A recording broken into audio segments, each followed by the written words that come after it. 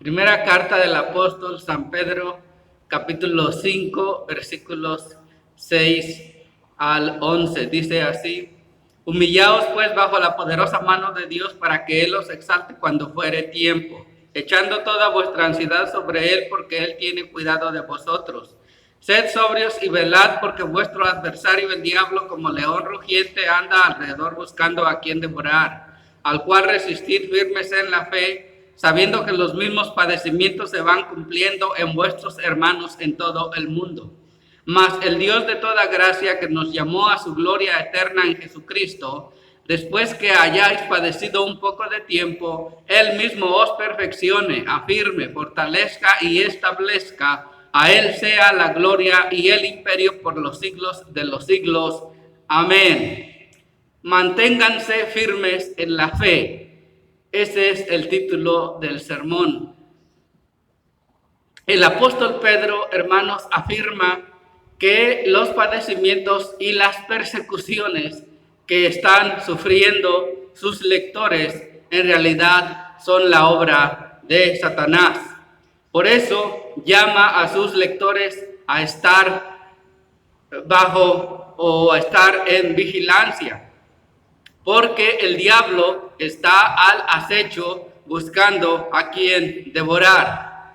Desafortunadamente, la mayoría de los cristianos desarrollamos nuestros puntos de vista sobre el diablo basados en películas como El Exorcista, Jeepers Creepers o El Demonio, que a la vez están basados en gran medida en la superstición medieval y en la Divina Comedia de Dante.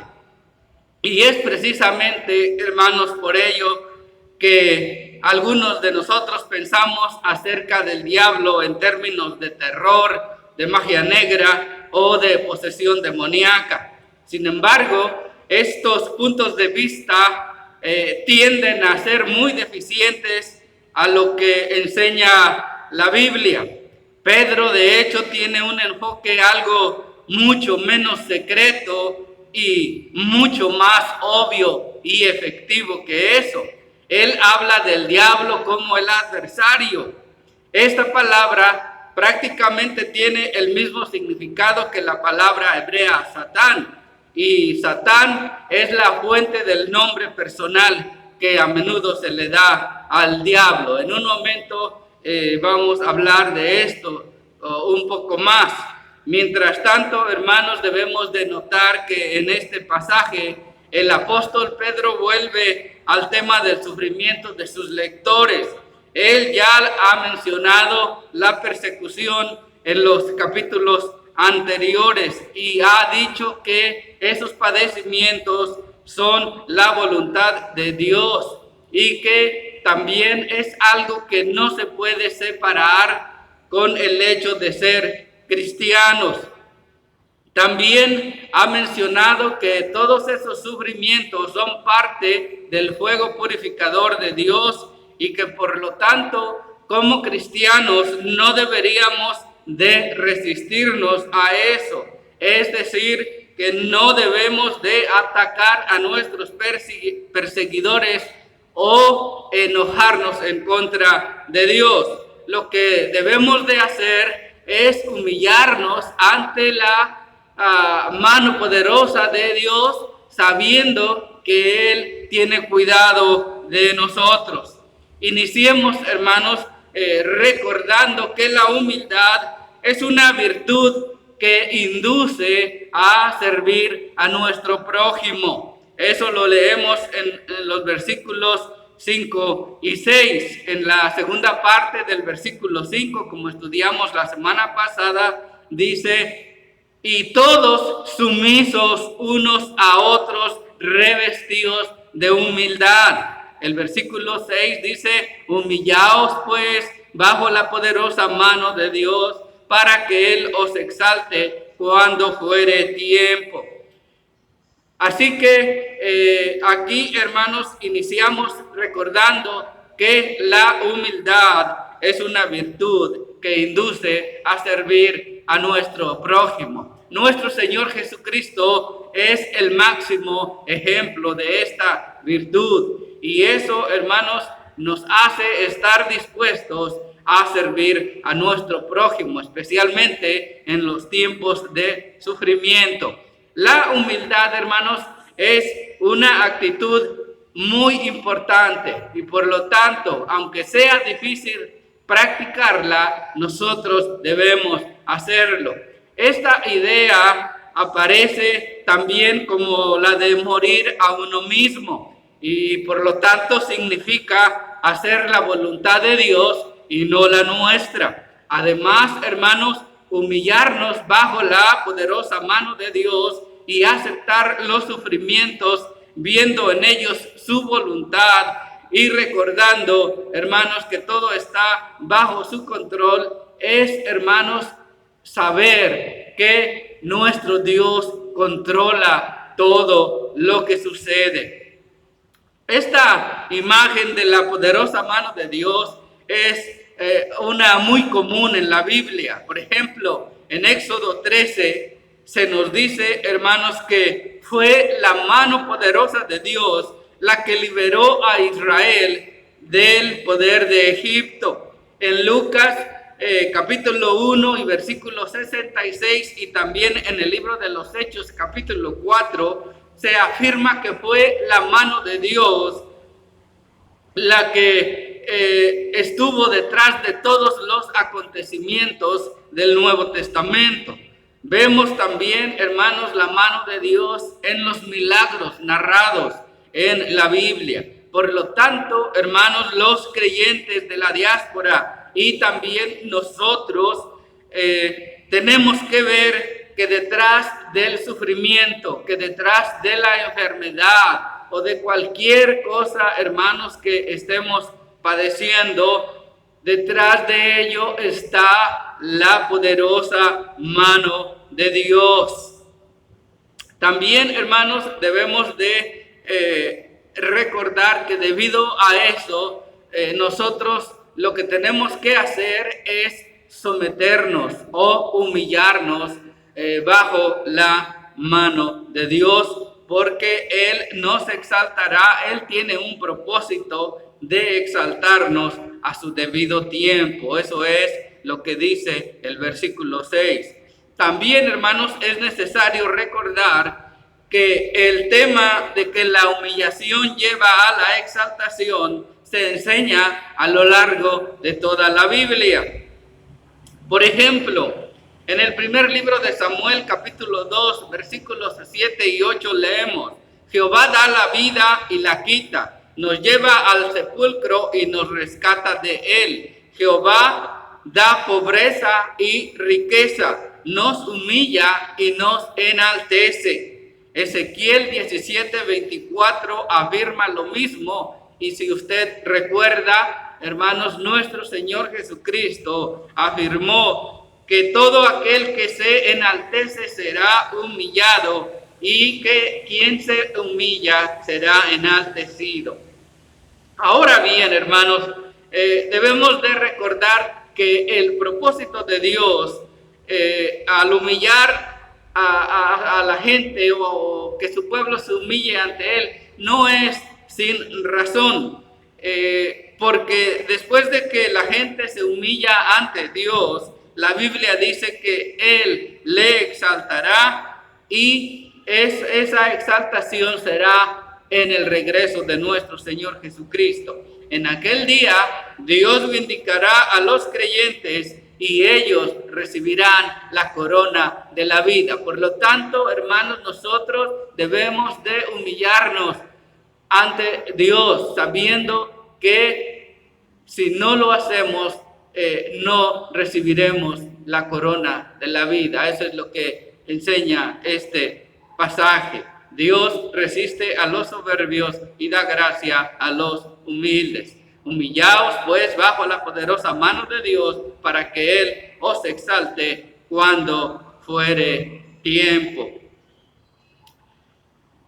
Debemos, hermanos, nosotros notar aquí que Pedro también explica cómo tenemos que humillarnos. En el versículo 7 leemos: echando toda vuestra ansiedad sobre Él, porque Él tiene cuidado de vosotros. La imagen de echar toda ansiedad sobre Dios es muy gráfica.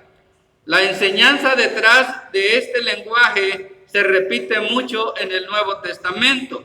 Por ejemplo, en San Mateo capítulo 6, nuestro Señor Jesucristo enseña que no deberíamos de tener ansiedad y pensar qué es lo que vamos a comer o qué ropa vamos a vestir. Porque si Dios cuida de las aves y de los lirios, también cuidará de sus hijos. Es por ello, hermanos, que Pedro ordena que los cristianos debemos de poner toda nuestra esperanza en Dios, abandonándonos en sus preciosas manos o en su mano poderosa. Este versículo, hermanos, está formado por una cita tomada del Salmo 55, 22, que dice: echa sobre Jehová tu carga y Él te sostendrá. En primera de Pedro 4:19, si usted recuerda, el apóstol nos enseñó o enseña, hermanos, que cuando estemos en el sufrimiento o en una situación difícil, que nosotros debemos de entregar nuestra vida a nuestro fiel Creador. Y por eso es que aquí explica, hermanos, esta actitud con más detalle. El apóstol Pablo también enseña lo mismo cuando les escribe a los filipenses. Él les ordena en el capítulo 4, por nada estén afanosos, sino que sean conocidas sus peticiones delante de Dios en toda oración y ruego. Por nada estén afanosos. Cuando estamos pasando por situaciones difíciles, hermanos, nosotros debemos de confiar en Dios. Porque, hermanos, si nosotros estamos ansiosos, eso, hermanos, nace de una creencia de que nosotros tenemos que cuidarnos a nosotros mismos y de que no confiamos en nuestro Dios. Eso demuestra, hermanos, una falta de confianza en Él. Así que la reacción adecuada es una entrega confiada a Dios. Y esto, hermanos, lo hacemos a través de la oración, reconociendo que Dios cuida de nosotros. Pedro ordena también que estemos alerta. En el versículo 8, sed sobrios y velad, dice el apóstol. Hay que estar alertas por dos razones. En primer lugar, porque el final y la venida de nuestro Señor Jesucristo son inminentes. Y cuando eso suceda, hermanos, Dios recompensará a los fieles y también castigará a los incrédulos.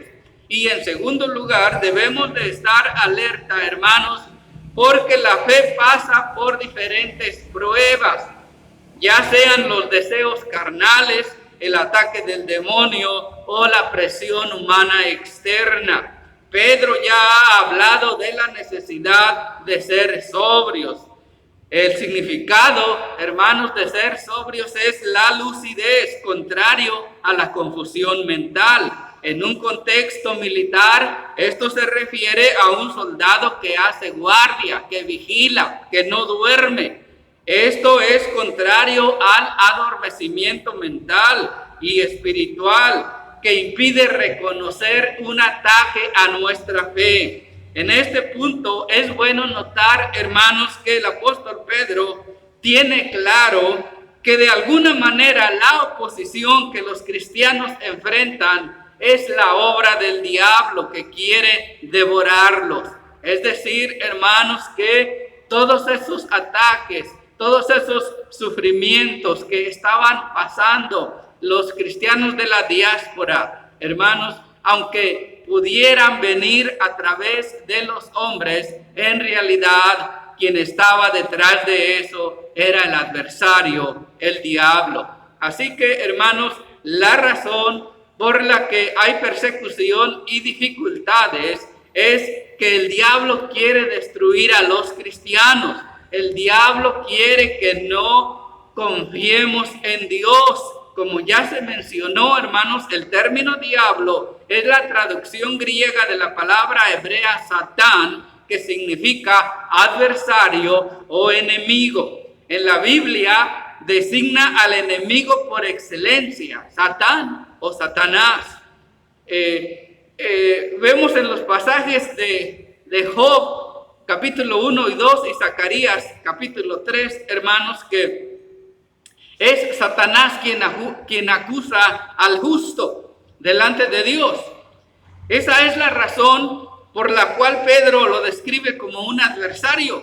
Debemos de tener muy presente que el diablo no es un enemigo neutral, sino un enemigo que busca, hermanos, activamente la destrucción del creyente. Es por ello que Pedro lo describe muy agresivo, como un león rugiente. Esta imagen debe estar sacada del Salmos 22:13. Allí leemos: abrieron sobre mí su boca como león rapaz y rugiente.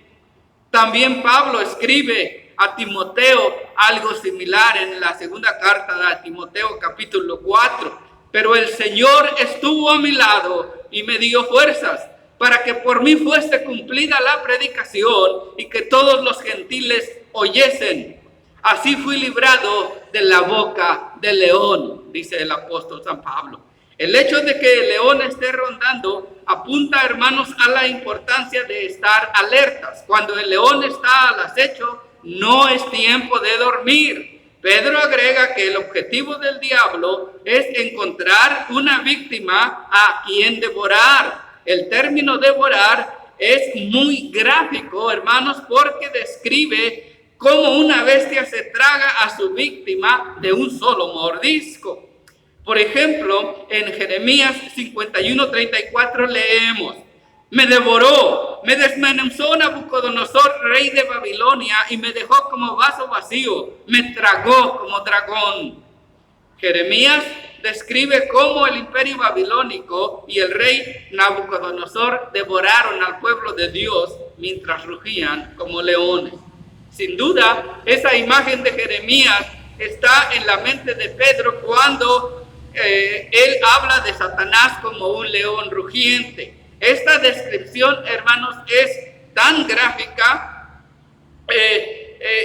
porque muestra, hermanos, o más bien que muestra el gran empeño que tiene el diablo por aniquilar a los cristianos.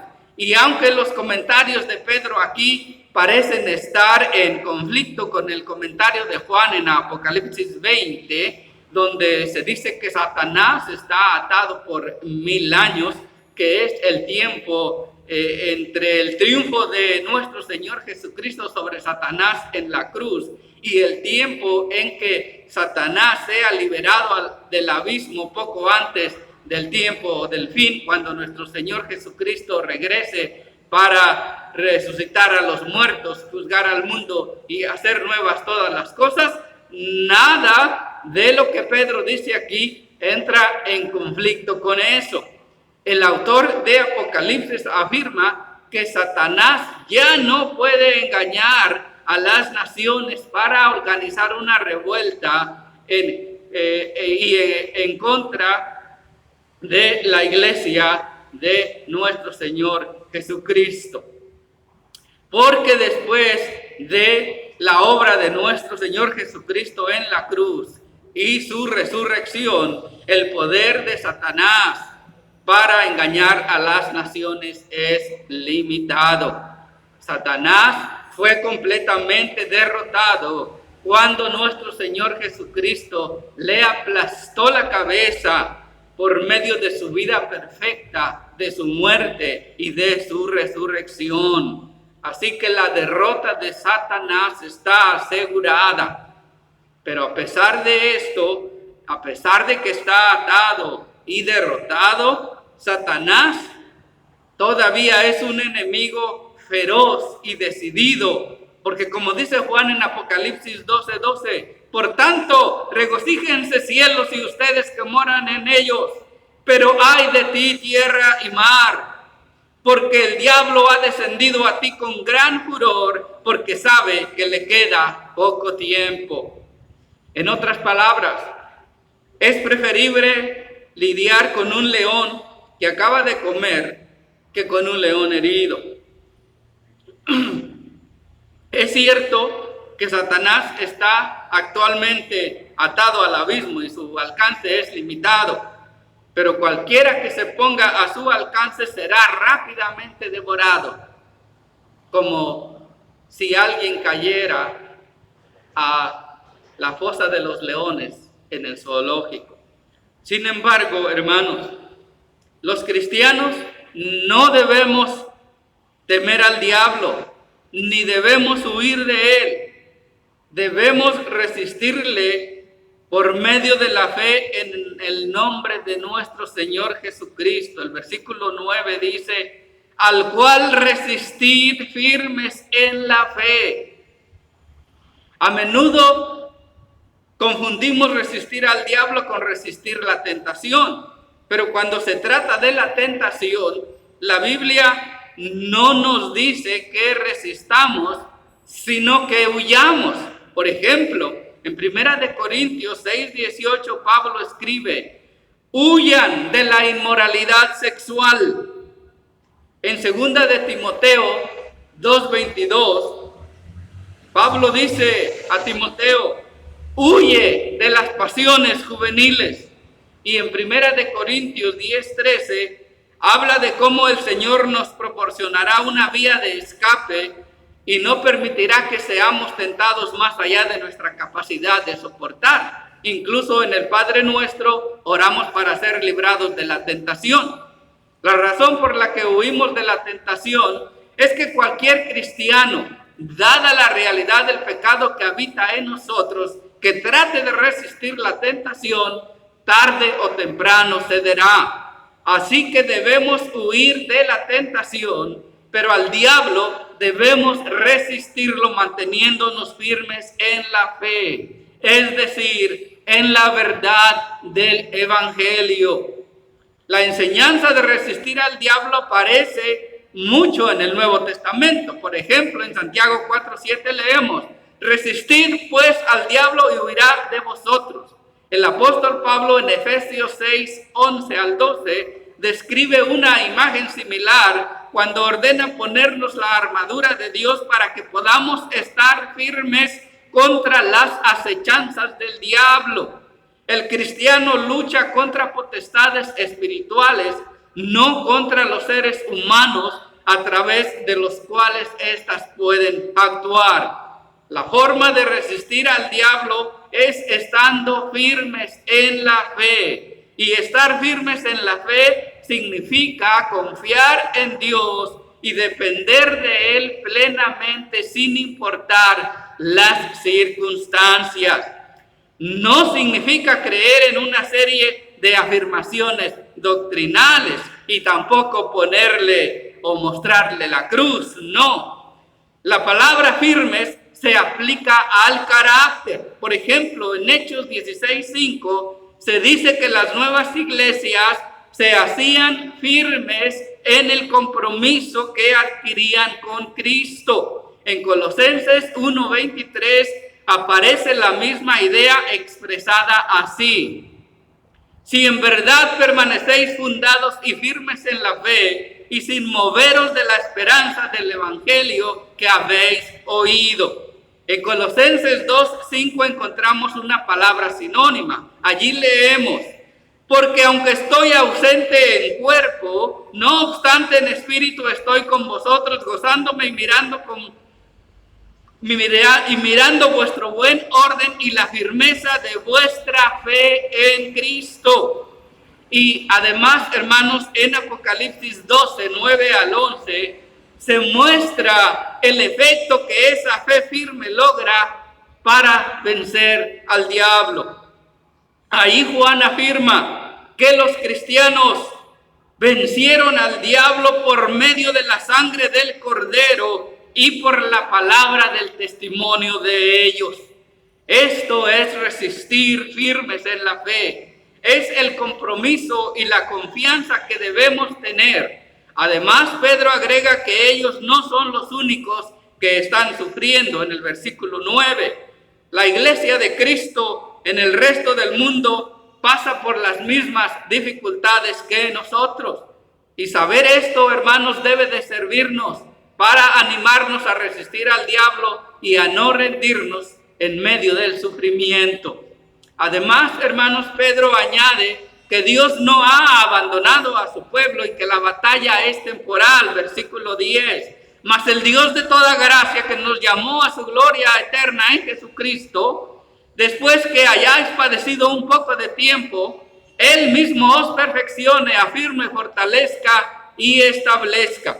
La Biblia presenta a Dios como el dador de la gracia.